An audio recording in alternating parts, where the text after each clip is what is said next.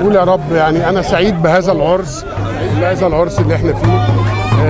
دي نقابتنا، دول فنانين مصر، هذا هو العرس. ايا ما كان مين اللي هيكسب مين اللي هيفوز، ولكن في الاخر اللي فايز هي نقابه المهن التمثيليه. احنا بنبارك للنقابه. ممكن اقابل بس دكتور محمد. اتفضل تعالى. اتفضل يا دكتور. الفائز هي نقابه المهن التمثيليه، الفائز هي الاسره الكبيره فنانين مصر. هذا عرس للنقابه النهارده 3/3/23، وايا ما كان اللي هينجح، كل الناس دي اكيد جايه عشان تخدم زملائها وتبذل مجهود عشان زملائها. فكلنا معاهم، وربنا يوفقنا جميعا، وكلنا في خدمه حضرتك نقيب وحد ناس كلها.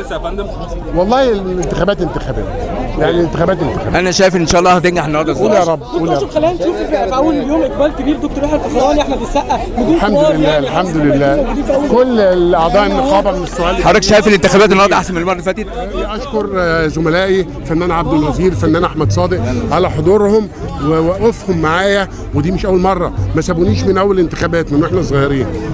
دكتور اشرف، حضرتك كنت يعني عايزين نعرف اسمعهم بقى.